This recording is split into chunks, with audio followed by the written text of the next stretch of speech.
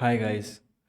Today we will be taking a look at the React DevTools profiler and use it to see how we can identify certain aspects of our application where we can try and improve the performance further or to just to get a general sense of how the application is performing. Let's get right into it. As an example, we will be using one of the sample applications I have found in an article. I'll leave the link down below in the description. You can check it out. It's a very helpful and comprehensible article. So I have got the application running in my local. It's a very simple application. Basically, you have a list of items which are being rendered. So quite a few number of items, and these are subdivided into subgroups from A to Z. So for each of the subgroups, there are 30 items. And when you select the item, it has to be highlighted in red. So I can select items, and these are being highlighted in red, and I can unselect these. So let's just quickly look at the code for this. We have a component called item, uh, and we have component for group, item group, an item list.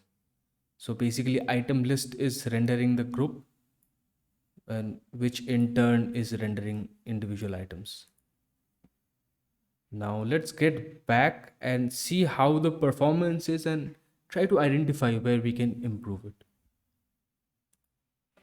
Now let's try and profile the application and see how it is performing. Now, one of the prerequisites for the profiler is that you need to have the React DevTools installed as extension. And secondly, when you are profiling, try to disable all other extensions as it may interfere with the profiling process and may give you incorrect results. One of the quick ways to get around this is to enable the React DevTools in incognito mode and just go to the incognito mode and start the application. So we will go to the profiler section by right clicking, going to inspect, and then selecting the profiler tab. Let's start the profiling. To start the recording process, click the button here in the left, and we will first profile how the application is being loaded. So click on this button, and we'll stop the profiling. So after clicking on the recording, do not refresh from here as it will restart the entire application. Just use this one. Anyways, here we can see all the components and how long it took to render. As you can see, the entire app took 267 milliseconds. And these are like the children. So here you can see the item list, which is the component of interest for us. It took 256 milliseconds, and we have 26 item groups, and each of the item groups are rendering individual items. So we can get a feel of how the application is behaving right from here. Uh, there are several options as well. We have ranked and interactions. So we'll get into it later on. So now let's see how is the performance when we select one of the items. So we will again click on the profiling button and select one item. Stop the profiling here. So here you can see the item list. Just for selecting the item list took 63 milliseconds, and here you'll be able to see that each of these subgroups, like the subsequent subgroups, all the subgroups are being rendered, and each and every items are being rendered just because we are selecting this, which is unnecessary. Now, how to avoid this? Now, let's try to improve the performance of this. Uh, we will be using React Memo. So let's create a function. Let's call it item memo, which is a memoized version of item. So React dot memo, first argument will be item, and the second argument will be a function with two arguments. One is previous prop and then next prop.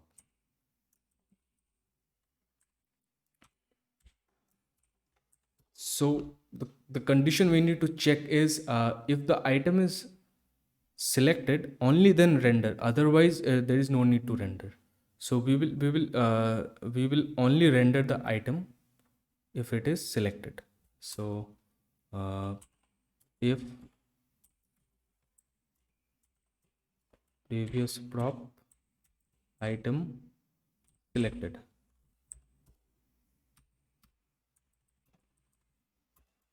next prop item selected, return true. That means it will return the memoized version, else return false. And we will export this as default. Save it. Now let's see how the performance is after doing this. We'll reload it and start the profiling. We'll select one of the items again as before. We'll stop the profiling. So here you will be able to see there is a huge difference in the performance from, I guess, 40 milliseconds to 8 milliseconds. That is because if you see in the item group, all the other items are not being rendered anymore. Previously, it was being rendered. So now only the item which was changed, selected or unselected, it will render. Now, one of the things we can improve further right now is that we can memorize the item group as well. That is because the item groups are being rendered, so there is an extra bit of computation going on for item groups. So we can try to improve that as well. So we will navigate to item group and we'll try to create another function, a memoized item group. So const mem, let's react memo item group as the first parameter. uh,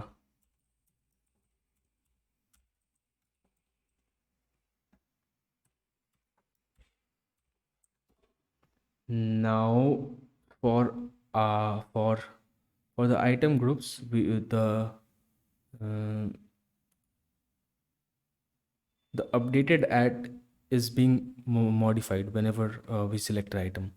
So we need to check if the updated at is same. We don't have to render it.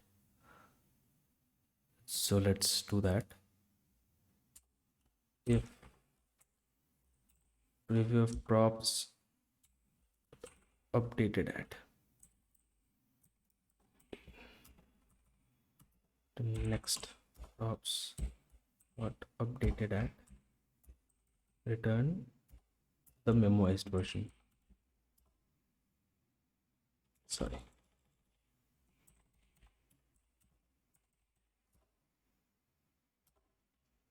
Else return false. And we will return the memoized version. We'll export the memoized version. Now let's redo the test. We will refresh, start the profiling, select one of the components, stop it. Now you can see the performance has drastically improved. So the item list is now being rendered in 1.5 milliseconds. So that is again a improvement from 8 or so milliseconds. That is because the item groups are also being memoized now. So these are not being rendered, neither are the items. Only the item group which has the change and the item which has the change. So you can see only even in the item group, only the item which has the change is being rendered. So we have achieved a render time when selecting from 40 to 1.4 milliseconds, which is a drastic improvement. So this is one of the ways we can use the React Dev tools to hone into the areas of the application where we can try and optimize. I will make subsequent videos regarding many other ways with which we can optimize the application or certain best practices. Leave comment down below. Feedback is highly appreciated. Like the video, subscribe to my channel. I'll see you in the next video.